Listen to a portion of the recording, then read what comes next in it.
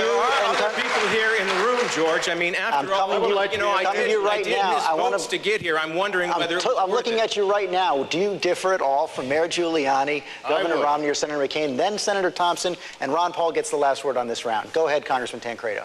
There are a number of things, of course, with regard to Iraq that I think we have found some common ground on. But the reality is this, that we are in, it is absolutely true, I think, that we are in a war with radical Islam. That is the war. A battle is being fought in Iraq.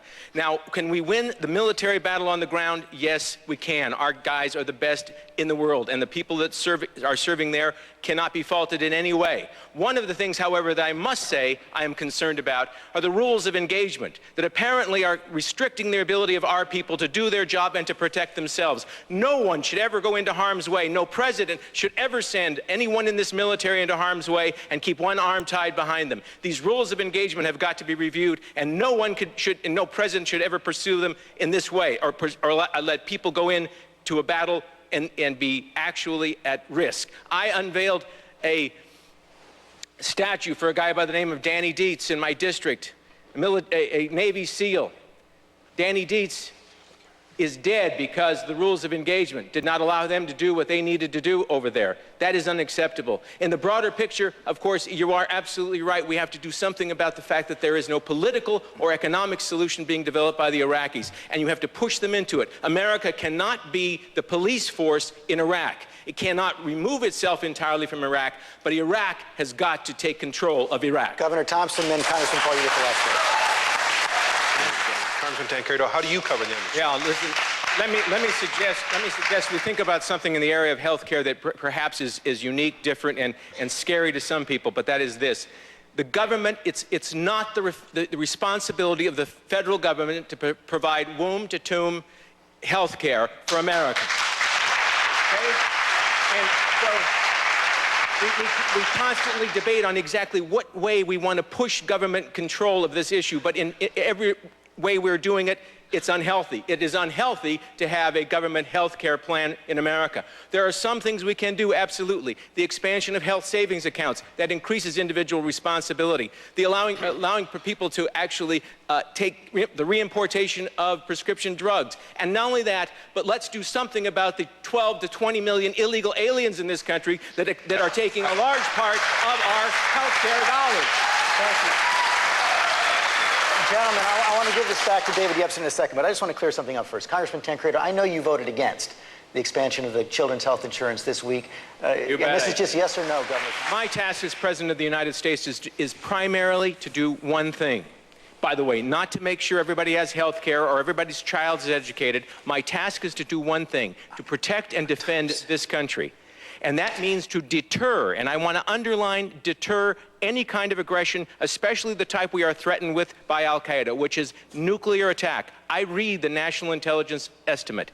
I see what they are planning. And I'm telling you right now that anybody that would suggest that we should take anything like this off the table in order to deter that kind of event in the United States isn't fit to be President of the United States. Governor The reason why we absolutely need to go to something like a fair tax, and I am a co-sponsor, and by the way, if you don't understand how it would work, I would suggest to you that you read Neil Bortz's book and John Linder's. It's a perfect explanation of how it works. Now, here's well, then you should know how it works. And the fact is that, but the most important reason to move from an income tax to something like a fair tax, to specifically a fair tax, is because an income tax is designed to manipulate behavior. Sure. It gives the government the power to manipulate your behavior. I reward you for the things I want you to do by giving you a tax cut.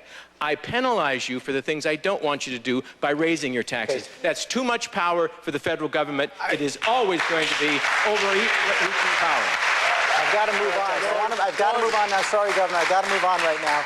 We've got an email question coming in, and I'm going to ask every one of you to come in on this for 30 seconds. It comes from Adam Waldron from Pocatello, Idaho, and it starts like this. I have made several mistakes that have been defining moments in my life because of what I learned or was forced to realize.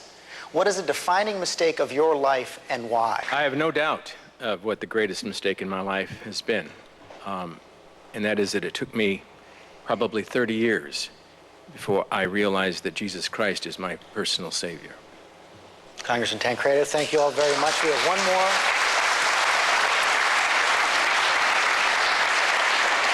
We have one more round. I also want to bring all of you in on this for about 30 seconds each, and I'm going to introduce it by showing everyone something that President Bush said at the Iowa straw poll 8 years ago. It was his fundamental promise as president. I know this. Should I be fortunate enough to become the President of the United States, that when I put my hand on the Bible, I will swear to not only uphold the laws of the land, I will swear to uphold the honor and the dignity of the office to which I have been elected, so help me God.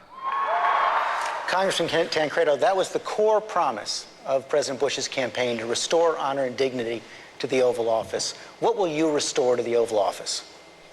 Hope. Hope in America itself. Remembering that we have made a number of mistakes that have turned our friends against us, have encouraged our enemies. I believe that with all my heart, that it is going to take a leader committed to the ideas of Western civilization, to the rhetorical, to speaking out about the values of Western civilization. We can no longer afford political correctness. We have to tell people that there is something good, not just good, but great about who we are. That will restore America's faith in itself and the world's faith in America. Governor Thompson.